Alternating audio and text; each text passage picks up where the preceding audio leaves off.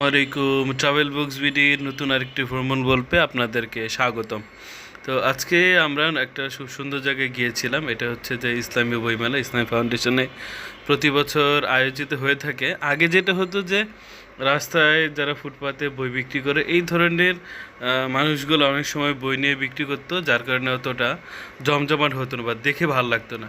কিন্তু গত বছর এবং আলহামদুলিল্লাহ এই বছর গিয়ে দেখলাম যে একেবারে আসল যারা প্রকাশনী এরা বইগুলা প্রকাশ করছে। এবং এই বছর হচ্ছে যে আন্তর্জাতিক ইসলামী বইমেলা হচ্ছে। এবং আর শুরুতে যে দুইটা দেখালাম এটাতে হচ্ছে যে একেবারে আরবি বই বেশি। তো যার কারণে আমার মতো যারা হচ্ছে যে জেনারেল বা আমরা যেটা বলি যে বাংলা মিডিয়াম বা ইংলিশ মিডিয়ামের মানুষ, তারা তো ওই ধরনের বইগুলো পড়তে আমাদের কষ্ট হবে। তো এই দিকটা দেখছিলাম যে বিভিন্ন ধরনের প্রকাশনী যেগুলো হচ্ছে যে মাতৃভাষা আমাদের বাংলায় তারা বইগুলা প্রকাশ করেছে। বিভিন্ন ধরনের প্রকাশনী গার্ডিয়ান, রেহনুমা, সিয়ান, তারপরে সন্দীপন, এরকম বড় বড় প্রতিষ্ঠানগুলোর পাশাপাশি বেশ কিছু নতুন প্রকাশনীয় দেখা গেছে।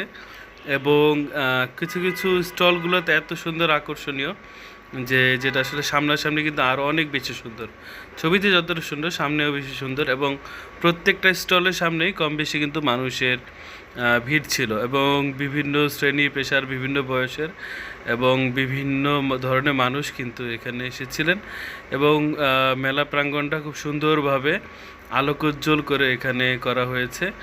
তো সবাই বই দেখছে, শুধু বই দেখছে না, খুব সুন্দর আগ্রহ করে সবাই কিন্তু বই নিয়ে এসেছে। আমার মনে হয় যে আমি সবচেয়ে কম বই কিনেছি এখান থেকে। এক একজন দেখছিলাম যে হাত ভর্তি করে বই নিয়ে যাচ্ছে। তো আমি সাধারণত অনলাইনে বই অর্ডার করে থাকি। তো তারপরে আমি লোভ সামলাতে পারিনি, অনেকগুলো বই কিনে ফেলেছি। এবং এখানে দেখলাম যে ছোট্ট করে একটু লাঞ্চ করার মানে খাওয়া দাওয়ার ব্যবস্থাও রাখা হয়েছে, ক্যাফে সিস্টেম।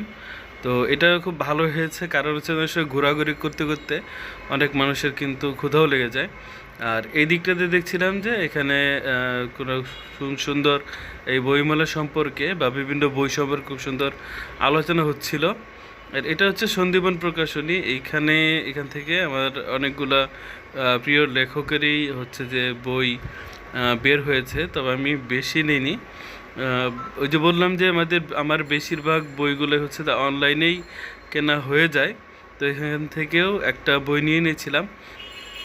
আর তো দেখছিলাম প্রত্যেকটা স্টলেই, যেটা বারবার বলতেছি যে প্রত্যেকটা স্টলেই খুব সুন্দর সুন্দর বই এসেছে এবং প্রত্যেকটা খুব সুন্দর গঠনমূলক লেখা বইগুলা। আপনারা যারা এখনও সময় আছে, এটা 13ই সেপ্টেম্বর থেকে শুরু হয়েছে এবং 18ই অক্টোবর শনিবার এটা শেষ হবে। এখনও পর্যন্ত সময় আছে।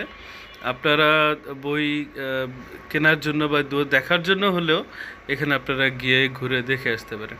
খুব সুন্দর একটা পরিবেশ এবং প্রচুর মানুষজন। যেহেতু একটা বন্ধের দিনে গিয়েছিলাম, তো বন্ধের দিনে যাওয়ার কারণে হচ্ছে যে এখানে কিন্তু প্রচুর ভিড় ছিল। এবং আলহামদুলিল্লাহ প্রত্যেকটা স্টল এত সুন্দর করে সাজানো গোছানো। কিছু কিছু স্টল তো ছিল যেগুলো হয়তো সাইজে ছোট, কিন্তু প্রচুর ভিড় ছিল। মানে বোঝাই যাচ্ছে যে বাংলাদেশে কিন্তু পড়ুয়া বা পাঠক শ্রেণী কিন্তু একেবারে কম নয়, পাঠক শ্রেণী কিন্তু খুব স্ট্রং। তো সুতরাং এটাকে কখনোই অবহেলা করার কিছুই নেই। এমনি 21শে বইমেলা যেটা হয়, 21শে বইমেলাতেও যেই পরিমাণ ভিড়, এখানে ইসলামী বইমেলাতেও কিন্তু প্রচুর পরিমাণ ভিড়। এবং বিগত বছরগুলোতে বেশ কিছু প্রতিশ্রুতিশীল প্রকাশনী, বিশেষ করে আমরা যারা হচ্ছে যে মানে আরবি ওইরকমভাবে পড়িনি একেবারে ছোটোবেলা থেকে, কিন্তু হচ্ছে যে ইসলামকে মনে প্রাণে ধারণ করি বা জানার চেষ্টা করি, এই ধরনের মানুষদের জন্য কিছু কিছু প্রকাশনী কিন্তু খুব ভালো কাজ করে যাচ্ছে। এবং আমি আশা করি যে আরও আরও এরকম প্রতিষ্ঠান দাঁড়াবে যারা এরকম বইগুলো প্রকাশ করবে। আর এর আগে গত বছর এসেছিলাম, তখন একেবারে দুপুরবেলা মানুষ কম ছিল।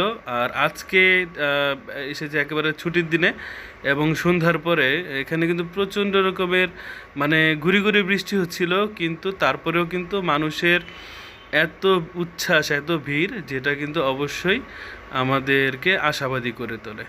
তো আজকে এই পর্যন্তই। বইমেলার যাওয়ার দাওয়াত দিয়ে আজকে এখানে ভিডিও শেষ করছি। সবাই ভালো থাকবেন, সুস্থ থাকবেন। আসসালামু আলাইকুম রহমতুল্লাহ বারাকাতুহু।